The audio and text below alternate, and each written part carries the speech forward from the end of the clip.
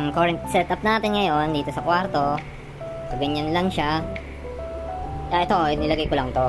Yan, extension ko lang yan. Para yung aircon natin naka-rekta na dyan sa mount, naka-mount na siya dyan. Tsaka yung fragrance, yung atomizer natin.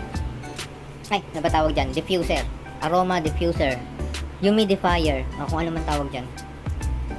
Ngayon, gagamitan natin siya ng plastic molding. Yung kinuha ko, sakto na to. Pang single lang na wire. Yan, 3 pirasong 4 feet. Try natin.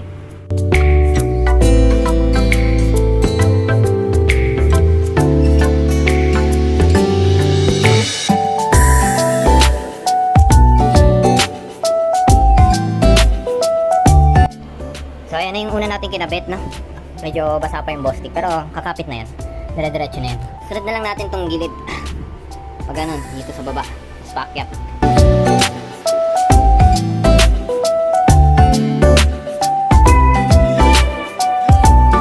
Bawas muna tayong kalat. Baka hindi dumikit yung ating boss stick eh. Yan, so ganyan yung magiging itsura niya. Medyo curved dito kaya hindi nadikit yung boss stick. Pero meron naman dito tsaka dito.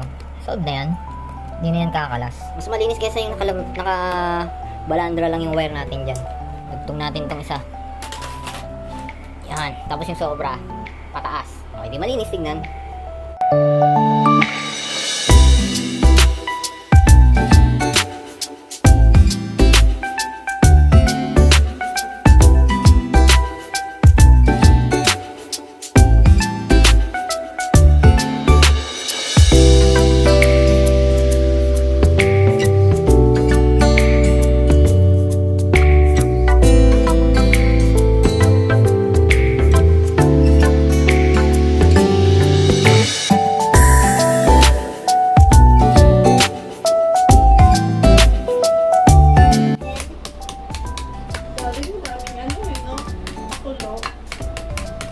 Sabi guys, ang dami ko daw pakulo. Inaayos ko lang naman tong kwarto. Oh, ano pakulo dyan? Ayos-ayos na niya, no? Kaysa naman sa nakabalandra lang dyan yung yung wire. Mamaya mahigit pa yan, mamatay. Masisira pa yung aircon ni Adrian. Yahoo! So, yun, no? Ito na yung ating finished product. Yan, nasa gilid na siya. Tingin nyo ba? Ayos ba? Ayos yan. Ano kayong mangal? Oh, 'di ba? Ay kaysa naman sa nakabalandra lang nga naman yun doon. So, yun lang.